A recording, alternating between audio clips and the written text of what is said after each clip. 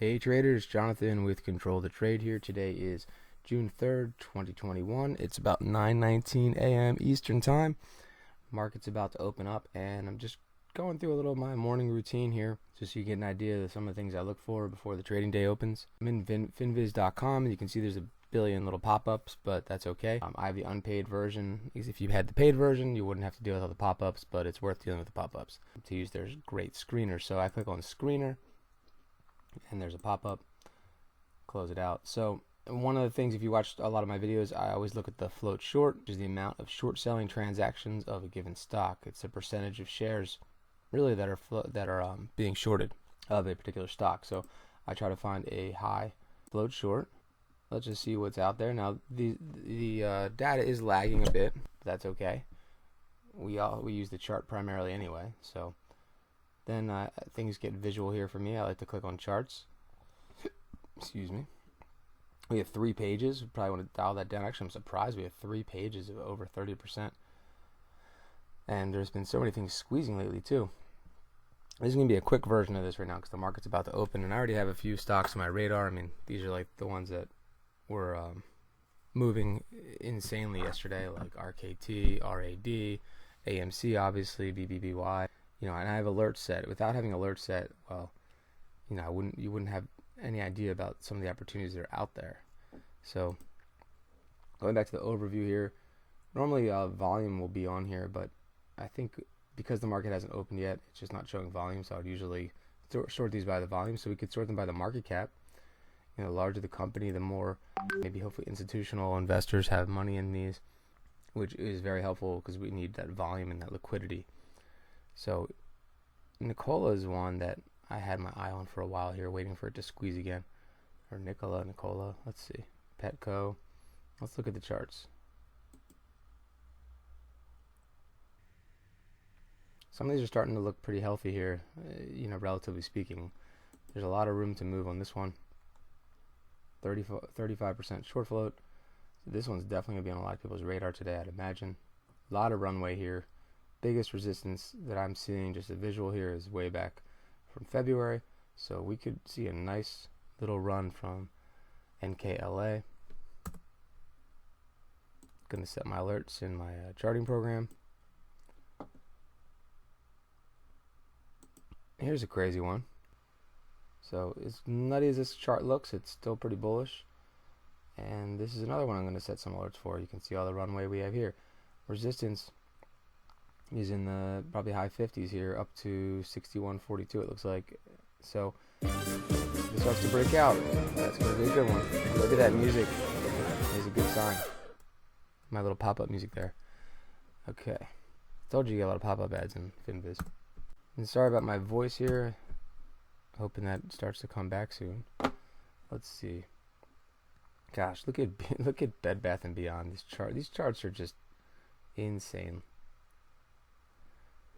If you're new to trading and you're new to the stock market, this is not normal by any stretch of the imagination. So just keep that in mind. These types of moves. This is a new phenomenon. I mean, it's probably been something that's happened in the past a few times, but in different iterations, but nothing. I'd challenge anyone to find anything remotely like the moves we've been having in some of these stocks.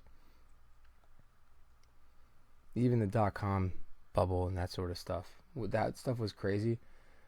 This is just another level. Yeah, so nothing's really totally standing out to me here. We could lower our parameters too. We could say over 25% instead. Give us some more some more options here to look at. One that I've been waiting for to squeeze has been Altice, ATUS. Just hasn't done anything, so can't just hope that it's going to. But it just really looked like it's got this multiple top here. Wonder if it's going to visit 38 again. It really has been itching to break out. Here's one that a lot of people talk about, SKLZ. That one has a good opportunity here to break out at almost a 30% short float. So I'll keep that one on my radar. One more site we check out, the stockmarketwatch.com, and you can see the stocks that are moving in pre-market. So maybe I'll have these on my radar as well. You can see there's a lot of movers here on the left. Look at BlackBerry. Wow. Let's bring BlackBerry into the charting program, into Thinkorswim. That looks like a real healthy chart, let me tell you. This is nuts. So the high here is what we're going to look at. It looks like it's already peaking above that pre-market according to that website we were just at. The high here is 1812. Man, we could really run up to 25 at some point here. I imagine there'll be a big rejection around 25. That line's been there since the first crazy squeeze that we had. And that was actually put there before this candle. It was important. And then 28.77. My number was 29.29. Never got there.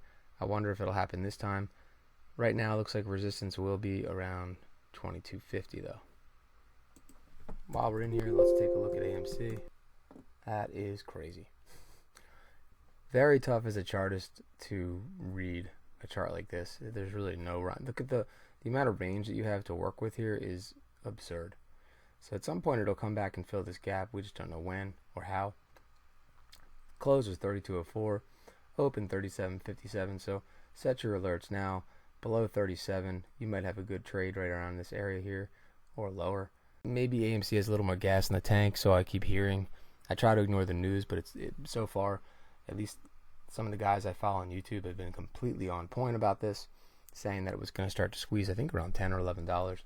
I jumped in. It was late to the party, but still got part of the move. So I'm still going to put charting first before any type of, news or sentiment out there. And knowing that 75 was my ceiling for this. Let's see if it gets there. I think pre-market it got to about 77. 75 was a number that I had chart-wise that I figured was going to be the top, at least the interim top here.